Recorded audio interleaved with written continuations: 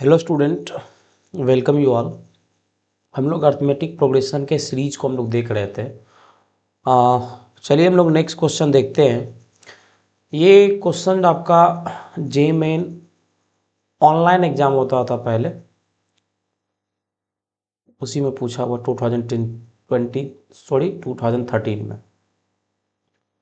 ये कह रहा है कि देखो कि A1 A2 A3 ये AP में है, such that A4 minus A7 plus A10 equal to M है, तो सम ऑफ फर्स्ट 13 टर्म क्या होगा, ये हमको बताना है। Sum of first 13 term. चलिए यहाँ से ले लेते हैं। जैसे A1 देखो क्या होगा, यहाँ से A होगा, मान लेते हैं फर्स्ट टर्म में। A2 A प्लस डी होगा। उसी प्रकार जो यहाँ A4 देख रहे हैं किसके बराबर होगा, A प्लस 3D के। और ये जो A7 देख रहे हैं किसके बराबर होगा, तो ये होगा आपका A प्लस 6D के। और ये A10 देख रहे हैं किसके बराबर होगा, ये A प्लस 9D के। चलो इन सारे को इस एक्सप्रेशन में रखते हैं। इन एक्सप्रेशन से आते थे, ए क्या था एक्सप्रेशन, ये A4 minus A7 plus A10 जो है किसके इक्वल है, M के इक्वल है। A4 का मतलब क्या हुआ, A प्लस 3D। A7 का मतलब क्या हुआ, A प्लस 6D। A10 का मतलब क्या हुआ, A प्लस 9D। क्या है बेटा, M। तो ये देखो क्या हो जाएगा, पहले तो ये कैंसिल हो गया, यहाँ A रह जाएगा। यहाँ आ जाएगा minus 3D plus 9D। A plus 6D किसके इक्वल है आपका, ये M के इक्वल है। आपको निकालना सम ऑफ फर्स्ट 13 टर्म। अच्छा चलो अब यहाँ चलते हैं। सम ऑफ फर्स्ट 13 टर्म, उसमें इस इंफॉर्मेशन का हम लोग यूज करेंगे। हाँ, तो क्या हो जाएगा आपका, ये हो जाएगा आपका 13/2 into 2A plus 12D। Clear. तो ये तो हमारा रह जाएगा आपका 13/2। 2A, देखो 2A को लिख सकते हैं हम क्या, A प्लस ये A, एक सेकेंड थोड़ा सा इसको हम दूसरे तरीके से लिखते हैं इसको।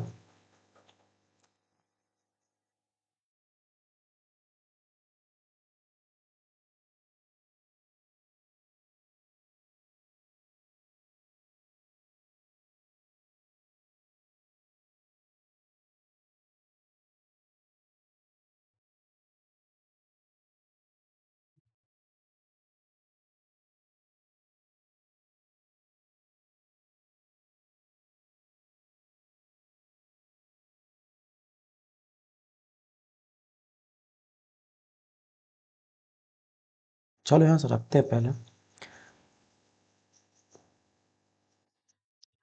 ये तो देखो अब रह गया आपका 13/2। रख दो। A बराबर क्या निकल जाएगा, M माइनस 6D। ये हो जाएगा A बराबर, रख दो यहाँ पर 2 times of M minus 6D। या एक काम देखो पहले आज क्या कर सकते हैं हम लोग, पहले चलो 2 को हम लोग हटा देते हैं। ये 2 को हम लोग कॉमन लेकर के निकाल देते हैं। देखो कैसे जाएगा ये बता, देखो 2 से 2 तो कैंसिल है, 2 6 जा कैंसिल। 13 इंटू क्या बच जाएगा आपका, A प्लस 6D। देखो डायरेक्ट रिफ्लेक्ट हो गया ना वैल्यू। A प्लस 6D हम क्या बराबर था, दैट इज 13 था। आपका सम कितना निकल गया आपका 13M। That will be our required answer. चलिए नेक्स्ट सवाल पर बढ़ते हैं, लेकिन इससे पहले हम आपको 10 सेकेंड का समय देते हैं कि थोड़ा सा आप अप्रोच लीजिए। अप्रोच लेकर के कुछ जो आपको आता है उसको आप जल्दी से यहाँ से बताइए, ठीक है। सबसे पहले तो इस सवाल को आप अप्रोच लीजिए।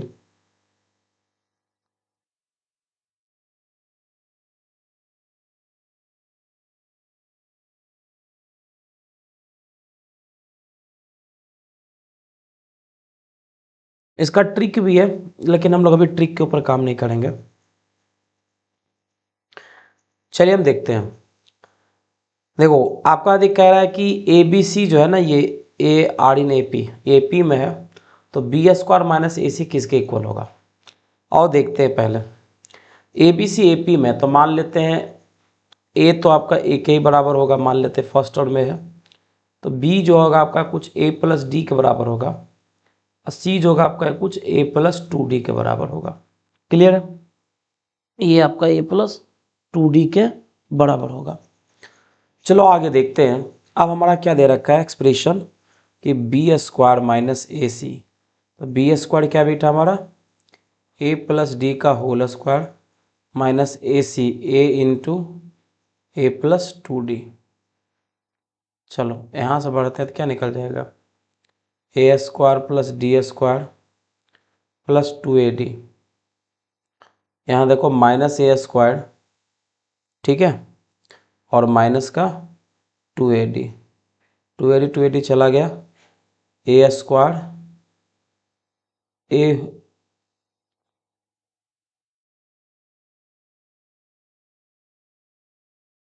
ये क्या हो गया, ए बी सी ए पी में था, ठीक है,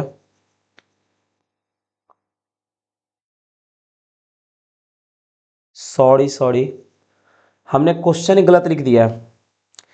थोड़ा सा यहाँ ध्यान दीजिएगा, क्वेश्चन गलत है। ये निकाला आपको बोला ए, ये यहाँ पर होना चाहिए ए माइनस सी का होल स्क्वायर किसके इक्वल होगा, ए माइनस सी का होल स्क्वायर किसके इक्वल होगा, ये आपको निकालना था। तो वही तो कह रहे थे कि यहाँ से तो बी स्क्वायर माइनस फोर ए सी से चले, लेकिन वैसे कोई खास हमारा जवाब नहीं आया बच्चे, ठीक है। तो आइए हम लोग चलते हैं ए माइनस सी का होल स्क्वायर, देखते हैं क्या होता है ए माइनस सी का होल स्क्वायर। आइए आपको चाहिए यहाँ पर ए माइनस सी का होल स्क्वायर।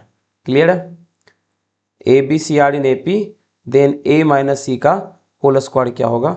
सबसे पहले तो ए माइनस सी करेंगे तो क्या मिलेगा, देखो ए तो आपका ए है, सी करेंगे तो क्या रहेगा ए माइनस टू डी का होल स्क्वायर।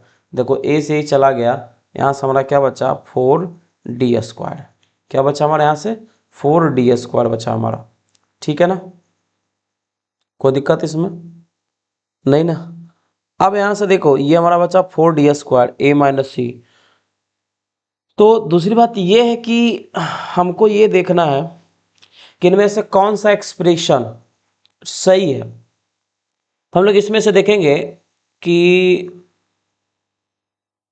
किस एक्सप्रेशन में बी ए सी का वैल्यू रखने पर हमको क्या मिलेगा, फोर डी स्क्वायर आएगा। जैसे इसी एक्सप्रेशन को हम पहले पकड़ते हैं, तभी जस्ट कैलकुलेट किया था ना हमारा बी स्क्वायर माइनस ए सी था बेटा, तो बी हमारा क्या था बेटा, बी हमारा था ए प्लस डी होल स्क्वायर, और ए सी क्या था हमारा, ए सी हमारा क्या था, ए सी हमारा क्या था, तो ए सी तो आपका ए है और सी आपका है ए प्लस टू डी, तो ये तो निकल जाएगा आपका a square plus d square plus two a d, और ये हो जाएगा minus a square minus two a d, minus two a d minus two a d minus a square cut गया, तो यहाँ तो बचा आपका डी स्क्वायर। क्लियर है, और आपको चाहिए था four times of b square minus a c, तो आगे देखो फोर आ जाएगा, मतलब ये फोर डी स्क्वायर के बराबर है। मतलब पहला ऑप्शन हमारा जो देख रहे हो वो क्या है हमारा सही है, दूसरा ऑप्शन तो कहीं से भी नहीं लगता है सही होगा इस वजह प्लस की वजह से। इसी प्रकार से बारी बारी से आपकी मर्जी है तो चेक करिएगा, फोर डी स्क्वायर के बराबर नहीं होगा। मतलब यहाँ पर ए बी सी ए पी में है, ए माइनस सी का होल स्क्वायर क्या निकलती है फोर डी स्क्वायर था, तो इसमें से देखना है कि किसका किस एक्सप्रेशन का वैल्यू आपका फोर डी स्क्वायर होगा, ठीक है। ये सवाल था। चलिए नेक्स्ट सवाल की ओर हम लोग बढ़ते हैं, बहुत आसान सवाल था। हाँ ये सवाल देखो 2025 में लोगों ने पूछा है, जे मेन वालों ने।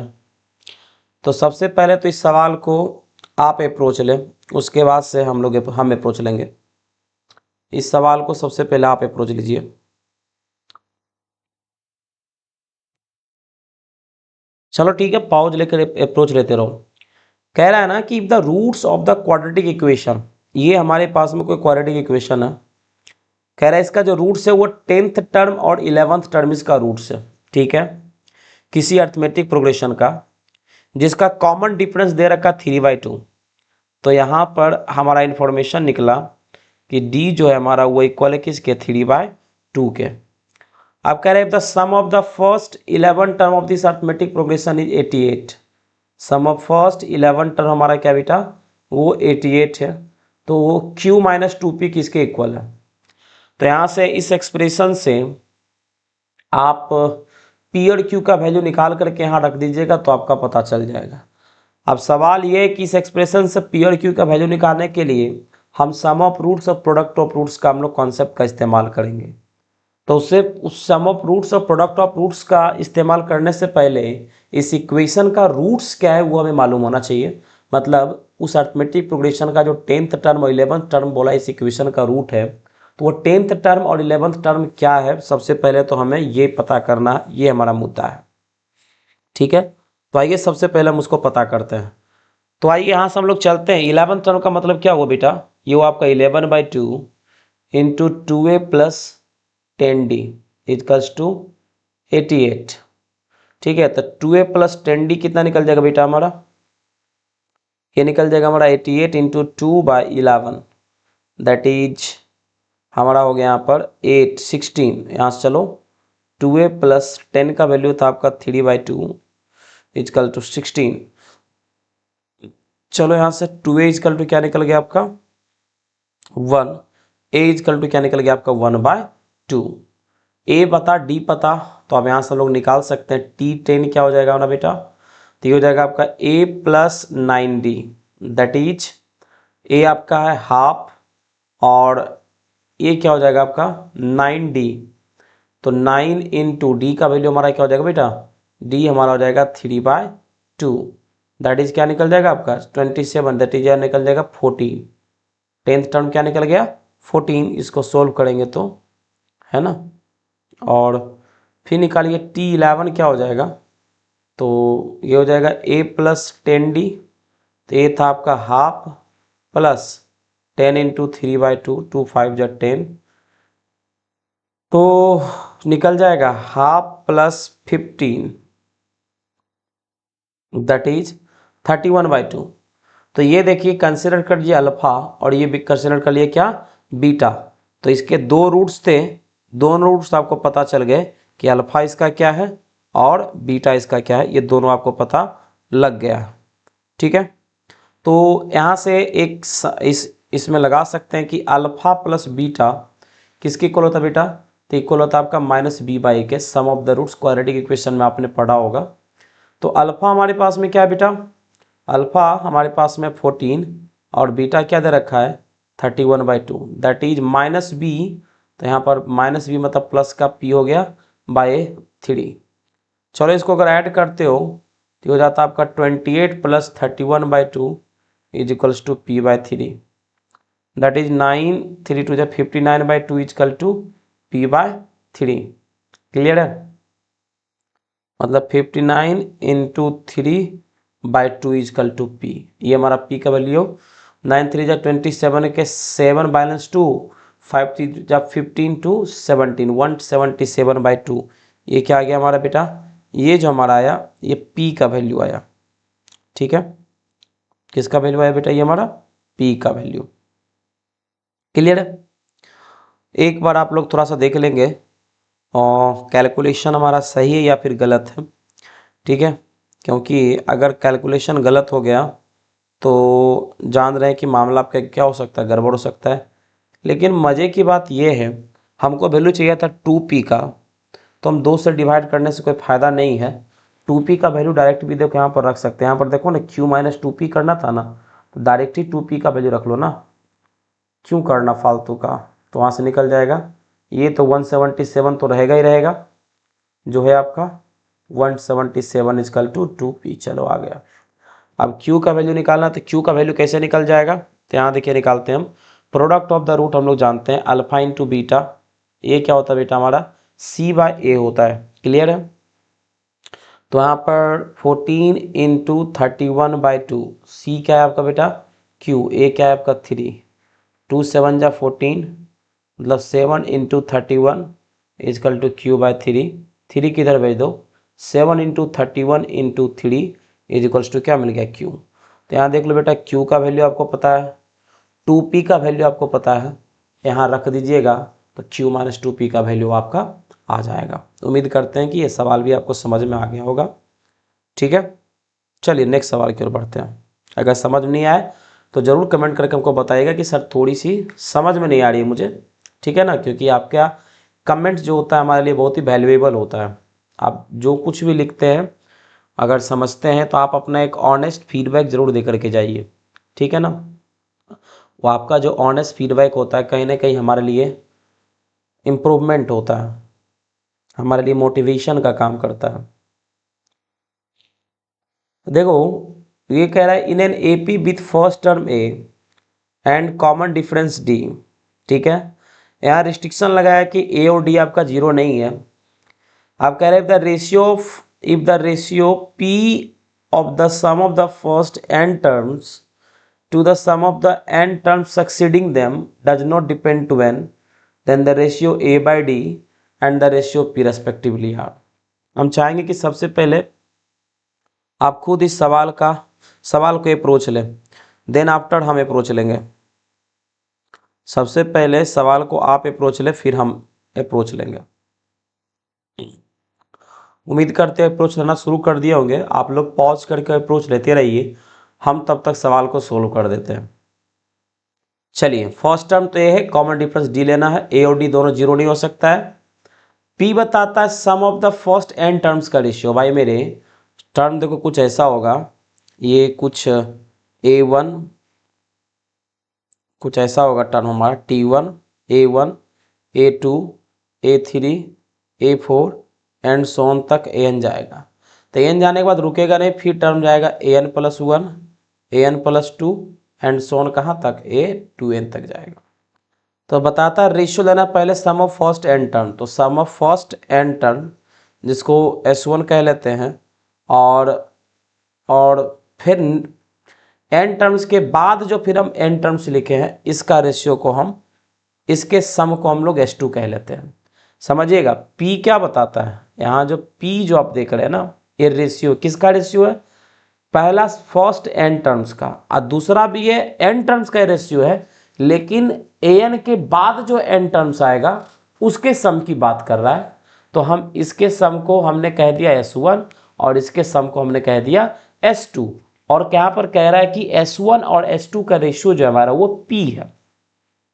चलो s1 तो निकालना काफी आसान है, फर्स्ट टर्म तो दे रखा है, एक कॉमन डिफरेंस डी लेना है। तो यहाँ पर तो फर्स्ट टर्म मतलब n/2 करते हैं अगर, तो ये हो जाता है आपका n/2 into 2a plus n-1 into D. लेकिन यहाँ पर n टर्म निकालने में दिक्कत होगा। देखो यहाँ पर फर्स्ट टर्म तो यहाँ तो कॉमन डिफरेंस d रहेगा, नंबर ऑफ टर्म्स भी ये नहीं रहेगा, लेकिन फर्स्ट टर्म यहाँ बदलेगा। कैसे बदलेगा भैया, तो सबसे पहले an+1th टर्म जो होगा वो s2 का आपका क्या होगा, फर्स्ट टर्म होगा। तो अब निकालते हैं an+1th टर्म क्या होगा, तो ये होगा आपका a+n+1 -1 into D, that is a+nd। मतलब ये जो देख रहे हैं ना an+1th टर्म क्या है, a+nd है। तो यहाँ पर यही ये हमारा है इस वाले s2ap का, तो लिखे n/2 इंटू 2a। यहीं पर बच्चे को प्रॉब्लम भी होता बेटा, यही प्रॉब्लम होता है, इस चीज़ को सोच नहीं पाते हैं बच्चे। 2a क्या था आपका a+nd, ठीक है ना, a+nd plus n-1 into D. इसका रेशियो क्या था बेटा हमारा, इसका रेशियो जो हमारा था p दे रखा है, क्लियर है। अब यहाँ से थोड़ा सा आगे बढ़े तो ये देखो दोनों क्या हो जाएगा आपका, कैंसिल हो जाएगा। तो इसको थोड़ा ओपन कर दो, देखो क्या मिलेगा 2a plus nd minus D, और यहाँ क्या बचेगा 2a plus 2nd plus nd minus D. देखो दोनों में तो क्या मिल गया, इन दोनों जगह तो एक चीज़ मिला 2a minus D plus nd, और दूसरा मिला हमको क्या 2a minus D plus 3nd। इन दोनों को जोड़ करके 3nd हो गया, 2a माइनस डी ये लिखा गया। अब बात करते हैं कि आपको पूछा रेशियो a/d का रेशियो आपको पूछा है, क्या पूछा रेशियो कि a/d का रेशियो आपको पूछा है। तो एक काम यहाँ से हम कर सकते हैं, a/d का रेशियो देखो यहाँ से निकल जाएगा अगर हम यहाँ पर d को 0 रख दें। d को 0 रखेंगे तो देखो ये 0 हो जाएगा, ये टर्म आपका क्या हो जाएगा 0 हो जाएगा, ये दोनों टर्म 0 हो जाएगा, बचेगा 2a minus D upon 2a minus D. लेकिन यहाँ पर कह दे कि भैया आप डी को जीरो ले नहीं सकते हैं, तो जो सपना भी हम देख रहे थे डी को जीरो लेने का, वो सपना अब यहाँ पर हमारा सपना ही रह गया, हकीकत से उसका कोई वास्ता नहीं रहा। तो फिर लगा कि भैया चलो इसको जीरो नहीं कर सकते लेकिन इसको जीरो कर सकते हैं, बिल्कुल कर सकते हैं। तो हमने कहा कि चलो भैया 2a माइनस डी को ही क्या कर लो, जीरो कर लो। 2a माइनस डी को क्या कर लो, जीरो।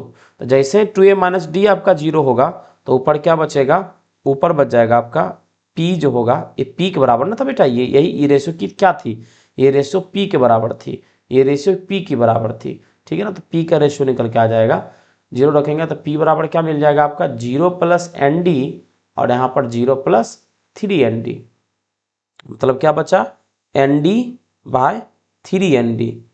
एन से एन देखो कट गया, डी से डी देखो कट गया, क्या बचा 1/3।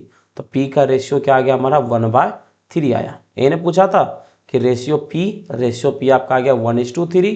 अब निकालना रेशियो a और d का रेशियो निकालना है, तो वो तो यहाँ से देखो निकल जाएगा, 2a माइनस डी जीरो है तो 2a इजकल टू क्या मिल जाएगा, d, a बाय डी करना है तो a by d is equal to क्या निकल गया आपका 1/2, दैट इज p का आपका रेशियो 1/3 हो गया और a बाय डी का ratio 1/2। This is the our correct answer, ये हमारा करेक्ट आंसर है। क्लियर है, चलो उम्मीद करते हैं समझ में आ गया होगा। आगे बढ़ते हैं, कह रहा है कि consider an AP of positive integer, मतलब एपी किसका है, पॉजिटिव इंटीजर का है, ठीक है। हुज सम, आपने देखो ये जो बोला है एपी पॉजिटिव इंटीजर है, यहां से पहले इसका पोस्टमार्टम करते हैं, इसका पोस्टमार्टम करते हैं तो यहां से पता चलता है कि इस एपी के प्रत्येक टर्म क्या होगा, पॉजिटिव इंटीजर होगा। तो पॉजिटिव इंटीजर का मतलब क्या होगा, इसका फर्स्ट टर्म भी क्या होगा, कोई पॉजिटिव इंटीजर होगा, और कॉमन डिफरेंस भी इसका क्या होगा, कोई पॉजिटिव इंटीजर होगा, तभी जाकर के ये सीक्वेंस जो है, सीक्वेंस के सारे टर्म आपके पॉजिटिव इंटीजर में रहेंगे। कह रहा है whose sum of first 3 term is 54, first 3 term का सम मतलब a plus d plus a plus 2d कितना बेटा हमारा, ये हमारा 54 है, that is 3a plus 2d किसके इक्वल है हमारा, ये 54 के इक्वल है, sorry 3a plus 3d, 3 common निकाल लिया तो a प्लस डी किसके इक्वल है, 54 के इक्वल है, तो a प्लस डी किसके इक्वल हो गया हमारा, 27 के इक्वल है। अब दूसरा कंडीशन कहता है कि sum of the sum of the first 20 term lies between this and this, मतलब सम ऑफ फर्स्ट 20 टर्म्स आप देख रहे हैं वो क्या होगा, 1600 से बड़ा होगा या फिर 1800 से हमारा छोटा होगा। अच्छा चलो, तो 11th टर्म निकालिए, ए पूछा है तो 11th टर्म का मतलब क्या हो गया कि a प्लस 10d, तो उसके लिए चाहिए आपको फर्स्ट टर्म और कॉमन डिफरेंस, जैसे आपका फर्स्ट टर्म और कॉमन डिफरेंस मिलता है तो आप 11th टर्म निकाल सकते हैं। अच्छा ठीक है, इस बात को भी हम समझें। तो भैया यहाँ से तो a प्लस डी निकला, आपको यहाँ पर कितने कंडीशन चाहिए, सॉरी कितने अननोन थे, 2 अननोन थे आपके पास। देखिए 2 कंडीशन भी आपका दिया, फिर से एक बार देखो क्वेश्चन को पढ़ते हैं। कह रहा है कि एक एपी है जिसका सारा टर्म्स क्या है, पॉजिटिव इंटीजर है, तो उससे पता चला कि फर्स्ट टर्म भी पॉजिटिव, कॉमन डिफरेंस भी positive integer. Sum of first 3 term 54 था, तो इस इंफॉर्मेशन लेकर के चले तो हमें मिला a प्लस डी 27, और बोला इसका जो सम ऑफ फर्स्ट 20 टर्म इसी के बीच में लाई करेगा, तो 11th टर्म चाहिए। तो 11th टर्म का मतलब हुआ a प्लस 10d, जब तक a और d का वैल्यू मुझे पता नहीं लग जाता तब तक हम 11th टर्म को यहाँ पर इवेलुएट नहीं कर पाएंगे। अब सवाल ये है कि a और d का वैल्यू आएगा कैसे, तो हम यहाँ पर देख रहे हैं कि हमें 2 अननोन का वैल्यू चाहिए, 2 कंडीशन भी है, हम इन दोनों कंडीशन का इस्तेमाल करके ला सकते हैं। तो चलो S20 को क्या लिख सकेंगे, इसको लिखेंगे 10 times of 2a plus 19d की जो वैल्यू होगी 1600 से बड़ी होगी और 1800 से छोटी होगी। चलो यहाँ से हम लोग लिख सकते हैं 10 से पहले डिवाइड कर दो तो 160 से जो आपका 2a प्लस 19d बड़ा होगा और 180 से छोटा होगा, 10 से हम तीनों में डिवाइड कर दिए, ठीक है। अब यहाँ से a की वैल्यू निकालो तो क्या निकल जाएगा आपका 27 माइनस डी, चलो 160 into 2 times of 27 minus D plus 19D, ये हो गया आपका 180। क्या निकल जाएगा? 160 से बड़ा होगा आपका 54 माइनस 2D प्लस 19D, और 180 से क्या होगा आपका? छोटा होगा। चलो यहाँ से 54 दोनों साइड तीनों में घटा दो 54 को, तो यहाँ से बच जाएगा आपका 160 में अगर 54 जाएगा तो बचेगा आपका कितना? 106 बचेगा ना, 106 से बड़ा होगा, और ये हो जाएगा आपका 17D। ठीक है, और यहाँ अगर 54 जाएगा तो ये बचाएगा आपका 126। ठीक है, चलो तो 106 17 से तीनों में डिवाइड कर दो तो 106/17 लेस देन। तुमको देखो नहीं लग रहा है कि इस तरीके का क्वेश्चन 2020 में भी पूछा था, और उसी कॉन्सेप्ट पर देखो 2025 में भी। अगर पिछले लेक्चर्स को अगर आप देखते हैं तो मैंने इस तरीके का क्वेश्चन करवाया हुआ है, बस थोड़ा बहुत उसमें चेंजेज है, बट कॉन्सेप्ट आप देख रहे हैं कि कॉन्सेप्ट लड़ रहा है यहाँ पर। तो यहाँ से डी क्या हो जाएगा? Less than 126। अब यहाँ से बताओ 17 से लगाओगे तो 17 से अगर आप 106 में जब आप डिवाइड करते हैं तो क्या मिलता है आपको? जल्दी से बताइएगा। 17 से डिवाइड करते हैं तो क्या मिलेगा आपको?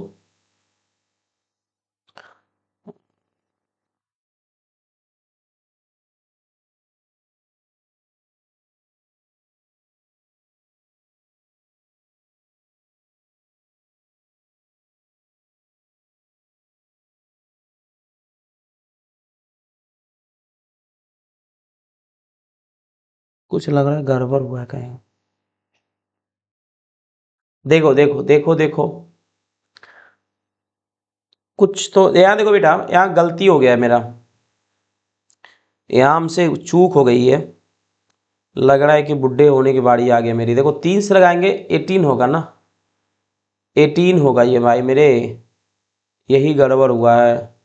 ये 18 होगा तो 18 माइनस डी होगा, फिर ये पूरी गड़बड़ हो गई। चलो इसको फिर से हम लोग करते हैं, फिर से हम लोग करते हैं इसको, गड़बड़ हो गया, फिर से हम लोग करते हैं इसको, ये पूरी चीज़ें गड़बड़ हो गई।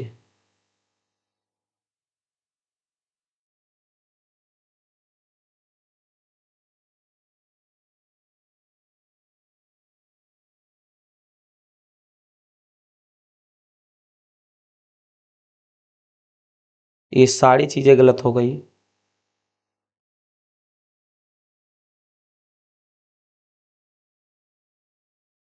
आओ सही करते हैं इसको। चलो, गलत हुआ तो हुआ। ये देखो 1600, S20 को क्या लिख सकते हैं? 10 2A प्लस 19D। ठीक है, लेस देन कितना हो गया आपका? 1800। 10 से डिवाइड करेगा तो क्या निकल जाएगा? 160 से 2A प्लस 19D। ठीक है, क्या हो जाएगा आपका? लेस देन हो जाएगा 180 से। रख दो ए का वैल्यू, 160 से बड़ी 2 times of 18 minus D plus 19D less than कितना? 180। तो 160 से बड़ा हो जाएगा 36 minus 2D plus 90D less than 180। 36 घटाओ तो कितना बचेगा आपका? ये 4, और यहाँ से 124 से बड़ा होगा, ये हो जाएगा आपका, इन दोनों को सोल्व करोगे तो जाएगा 17D, और 36 इधर में घटा तो यहाँ जाएगा 4, और यहाँ से बच जाएगा 4 1। 17 से चलो डिवाइड कर दो तो 124 divided by 17 less than D, और 144/17। मतलब डी की जो वैल्यू होगी इन दोनों नंबर्स के बीच में लाई करेगी। ये क्या होगा आपका? 7 पॉइंट समथिंग से बड़ा होगा डी का वैल्यू, और 8 पॉइंट समथिंग से आपका क्या होगा? छोटा होगा। अच्छा, तो 7 पॉइंट समथिंग 8 पॉइंट समथिंग के बीच में तो इनफाइनाइट नंबर्स है, बट डी कौन सा होगा? तो यहाँ डी बोल रहा है कि एक पॉजिटिव इंटीजर होगा। तो 7 पॉइंट समथिंग और 8 पॉइंट समथिंग के बीच में पॉजिटिव इंटीजर क्या होता है? तो 7 होता है। तो देयरफॉर यहाँ पर जो डी का वैल्यू क्या निकल जाएगा आपका? 7। और जैसे डी का वैल्यू 7 आएगा तो ए बराबर क्या निकल जाएगा आपका? 11। तो अब निकाल दो 11th टर्म। तो 11 ही पूछा था ना, तो निकल जाएगा a plus 10D, that is a था आपका 11 प्लस 70D, 70 हो जाएगा, दैट इज हमारा हो गया 81, यही हमारा फाइनल आंसर है 81। 2020 में पूछा है, कह रहा है sum of the 40 term series का इतना है तो m किसके बराबर है। यहाँ देखो 3 4 8 9, इस सीक्वेंस को देखे तो हमको लग रहा है ये अर्थमेटिक प्रोग्रेशन में नहीं है, लेकिन कभी कभी क्या होता है कि एपी में नहीं है लेकिन फिर भी बना सकता। तुम सोचो कि अगर 3 ले लेते हो, 9 ले लेते हो, नहीं 3 ले लेते हो 9 ले लेते हो, ऐसे नहीं होगा।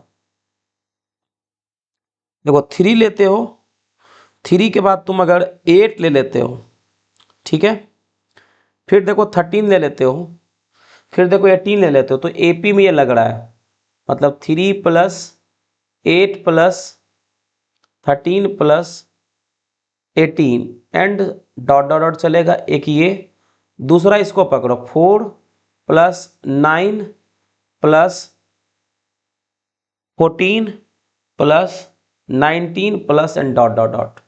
अब देखो मतलब ये दो एपी को मिला करके लिख दिया था। अच्छा टोटल 40 टर्म्स थे, तो इस वाले एपी में भी कितना रहेगा 20 टर्म्स, इस वाले इसमें भी क्या रहेगा 20 टर्म्स रहेगा। तो ये देखो ये भी एपी में है और ये भी एपी में भी, लगा दिया formula some of first 20 terms का, तो क्या निकल जाएगा आपका 10 टाइम्स ऑफ 2a, तो 2 इंटू 3 प्लस 19d, 19 इंटू 5, ठीक है 5 है ना, तो ये कितना निकल जाएगा, ये निकल जाएगा आपका 10 इंटू 3 2 जा आपका निकल जाएगा 6, है ना, अब प्लस 19 5 जा 95, दैट इज 10 इंटू ये निकल जाएगा हमारा कुछ 101, दैट इज ये निकल जाएगा 1010 निकल जाएगा ये आपका। क्लियर है कि नहीं क्लियर है। इसका लेते हैं तो ये क्या निकल जाएगा आपका 10 इंटू 2a, तो 8 प्लस 19d, तो ये निकल जाएगा आपका 10 इंटू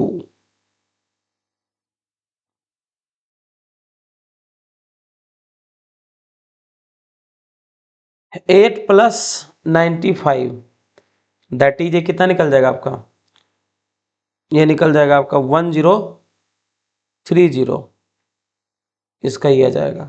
दोनों का सम करते हो तो क्या निकल जाएगा भाई मेरे, दोनों का सम करना है अब 1010 प्लस 1030, 0402 2040 आया। अच्छा इसका सम 2040 जो कि किसके इक्वल है 2040, जो कि इक्वल है हमारा 102 m के, देयरफॉर m क्या निकल जाएगा आपका 2040 डिवाइडेड बाय 102। तो एक बार करके देखो 2040 डिवाइडेड बाय 102 करते हो तो क्या आता है 2040 डिवाइडेड बाय 102 करते हो तो शायद आपका 20 आएगा, तो m की वैल्यू कितनी निकल गई हमारी 20 निकल गई। ठीक है, तो बहुत ही सिंपल था। इसको मैंने दो एपी में बनाया, दोनों को बारी बारी से जोड़ा, फिर दोनों के रिजल्ट को आपस में जोड़ दिया, बता रहा था इसका सम इसके इक्वल था तो इसके सम को इसके इक्वल करके फिर m का वैल्यू हमने कैलकुलेट कर लिया। देखो कितना आसान थे, कितना आसान सवाल था।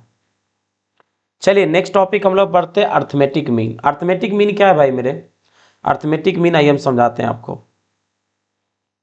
अर्थमेटिक मीन कहता है ना कि इफ, ऐसा रहते हैं, ये कहता है if a capital A b are in A P, अगर ये ए पी में है तो इसका मतलब ए पी में है तो capital A minus small a is equal to b minus capital equal होगा। अब चलो कैपिटल ए को एक साइड कर दो और स्मॉल लेटर को एक साइड कर दो, तो capital A plus capital A that is b plus a, मतलब 2 टाइम्स ऑफ कैपिटल ए किसके इक्वल होगा आपका ए प्लस बी के, देयरफॉर कैपिटल ए किसके बराबर है आपका ए प्लस बी बाय 2 के। तो यहाँ पर जो ए दिख रहा है ना, इसी को हम लोग कहते हैं अर्थमेटिक मीन, इसी को हम लोग कहते हैं arithmetic mean.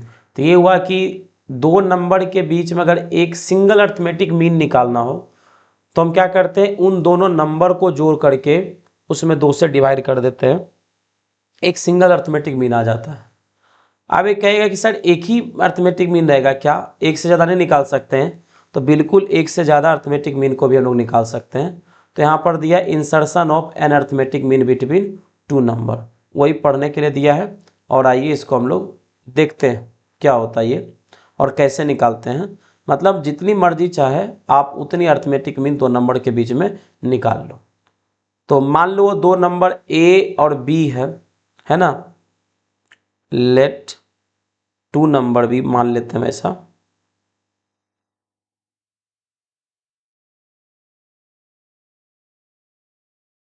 And let A1, A2, A3, A4 dot dot dot AN, ये मान लेते हैं n अर्थमेटिक मीन है ए और बी के बीच के।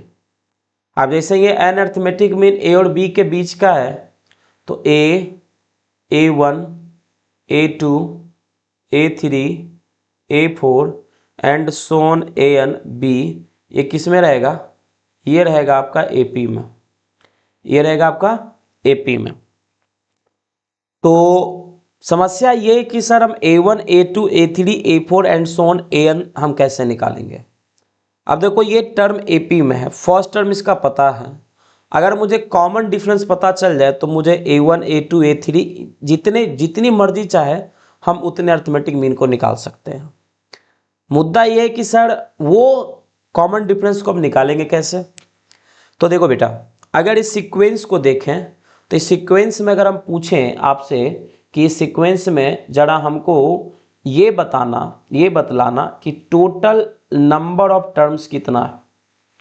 अगर मैं आपसे पूछूं कि इसके अंदर टोटल नंबर ऑफ टर्म्स कितना है तो आपका जवाब आएगा कि सर n+2 टर्म है। क्या जवाब आएगा आपका? n+2 टर्म है।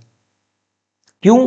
क्योंकि देख रहे हो ये n तो आपका अर्थमेटिक मीन ही है और एक a और एक b, ये दो एक्स्ट्रा आया तो टोटल n+2 टर्म हुआ।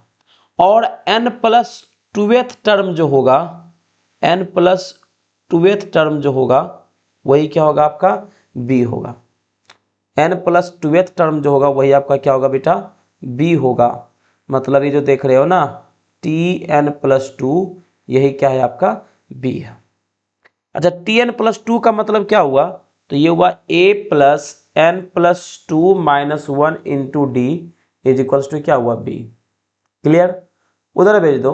तो n+2 -1, सॉरी n+2 -1 तो डायरेक्ट इसको लिख ही सकते हैं। क्या होगा ये?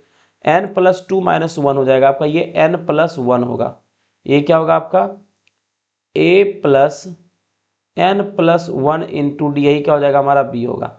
ये उधर घटा दो तो n+1 इंटू डी, यही क्या हो जाएगा आपका? b minus A.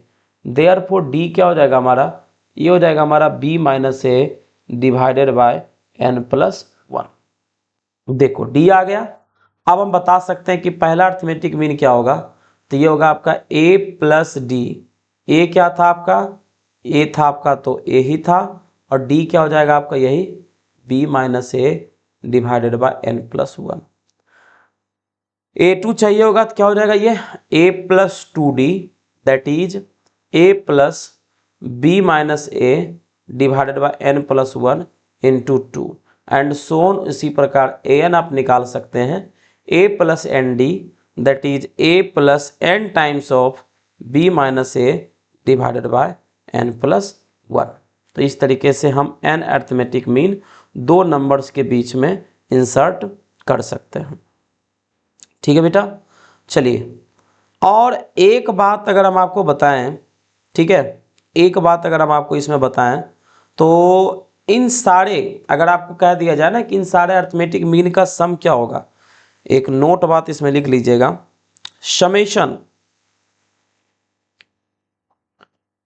Summation of all the n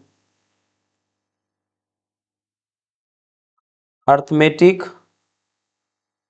mean inserted between two number is ये होता है आपका A+b/2। ये याद रखिएगा। आइए इस पर एक सवाल देखते हैं। कह रहा है इंसर्ट 20 AM बिटवीन 4 एंड 27। तो यहाँ देखो, यहाँ ए क्या है बेटा, तो ए तो आपका 4 है, और डी क्या है बेटा आपका, सॉरी डी कहते हैं, बी क्या है आपका, तो बी है आपका, ये बी है जो कि 67 है। बी क्या है आपका बेटा, बी आपका है 67 है।